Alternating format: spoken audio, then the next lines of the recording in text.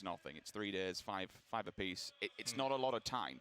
If you get a really rough game also, like unfortunately United Kingdom, Japan, they've had a couple of 16 places, I think back-to-back when we look towards Japan, that's then taken away from you. Those opportunities are missed opportunities to get points on the board and start banking them and racking them up. For these teams yesterday, all right, you can kind of take it away and wipe the board and say, we've had a bad day, we'll go in tomorrow, we'll reset. The North Americans, they have. Canada, USA, right up there, 4th and 5th placement. They've had an absolutely banging day so far. Canada ending yesterday on a win, starting today on a win. That's essentially, the only team getting 2 wins, I think it is so far, and 2, doing it in back-to-back fashion. To be able to jump up to that way is fantastic. But now with the last 2 games of day number 2, it's crunch time. There's no more lives after this. All said and done tomorrow, we're down to our last 5 games. Yeah, and you mentioned some of the teams that have obviously performed. A bit of a reset button pushed last night. United Kingdom, though, didn't quite get the memo. Japan might have gotten the memo really in the last game, in game number 8. So we'll see, can your boys start to pick it up? Well, I'm sure we'll surely find out. Any given Sunday is a line that Lauren likes to use regular. It will be Sunday tomorrow. It will be a championship Sunday. There'll be $500,000 on the line, and one team will be walking away with $100,000. And certainly, one of the Asian teams, they'll also be walking away with another spot on the bus, another seat in the bag for the World Championships later this year. Game number 9 is underway. We are on Miramar, the plane. It's starting more towards the northern end, I want to say, the northeast, and we work our way down to the south. Yeah, and you mentioned Finland before, and you're sort of touching on them. That disastrous day number 1. Couldn't put it any clearer than that. There have been signs of life from what we've seen of them. I get the feeling, though, it's going to be too little too late. Even if they have a massive 2 games here tonight, that does give them a chance. But I think it's too little too late. I mentioned PO as well, only 1 kill today. The player that was second for kills off of day number 1, Zoidmate from Team Australia, also only the 1 kill. So for those 2, the best 2 players from day 1, an awful day 2 so far. Yeah, not the best of scenarios. Vietnam still standing at the strong, their 3rd place. Initially getting the first of the day with 16 kills as well. I don't think anyone's really stepped up to that plate. We've had a couple of big numbers so far. What's the most interesting thing, and you actually touched on it with us before we came live on this one, is how South Korea is yet to even get a win in the bag. Yeah, it's staggering, right? You see them first. They're at the top of the leaderboard right now, and they haven't had a win. They've had multiple top 5 finishes. They've had a lot of kills. And obviously, PO yesterday had 18 of his own, only 1 today. But that might actually be a good thing, because it now means it's more of a team Everyone else effort. has got a chance. well, that as well, but also the rest of South Korea has really started to stand up as Zampa's still making his way. We do have our zone that has popped. It is going to be on the western side of Miramar. At least no finicky water play here for round number 9. We do, however, have a mountainside on the western borderlines. That will be in place. That'll force teams slightly away from the western side. Gives a bit of a cut-off, so to speak.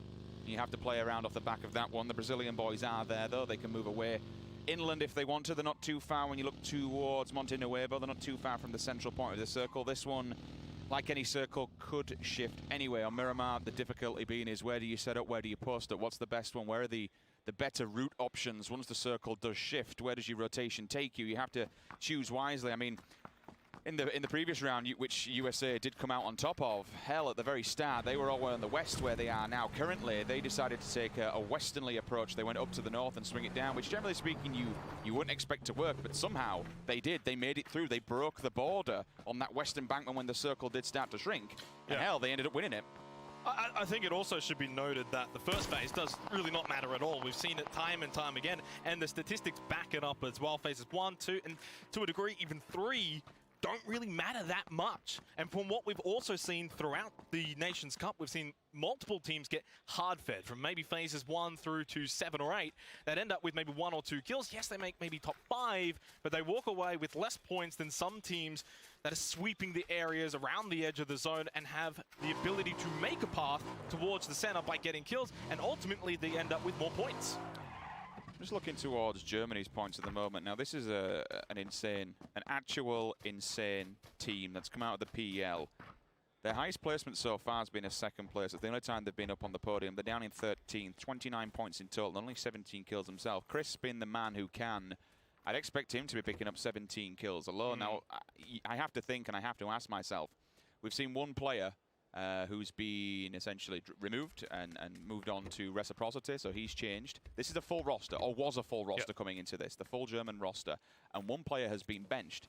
Now, that must have a knock-on effect on your mental capability, right? It's a roster that you know that one of them's going to be on the bench back home when they do land, and one of them's actually leaving. Yeah, obviously. But at the same time, they've got that synergy from past performances, so that, to a degree, is an advantage at a tournament like this, where a lot of teams are mix-up caliber teams. But you are right, does that play on the minds of those two players and really the whole team in itself? And Germany just aren't performing as to how we would have expected from them.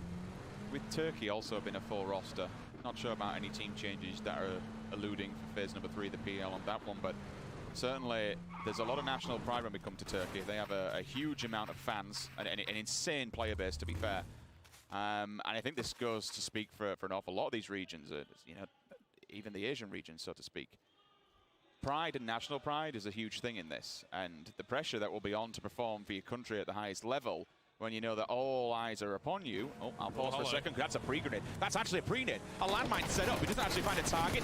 Drive-by, out the side. Samsey gets the initial shot. Pio down. Initial contact, dead. The fragger from yesterday has gone. First blood has been made, and it's Korea who lose one off the bat. It's a rarity. We've seen that so far. Yeah, the nade was just too off course from the destination, which was Finland driving towards him. Great spray as well onto Pio. Okay. How does Korea respond from this now?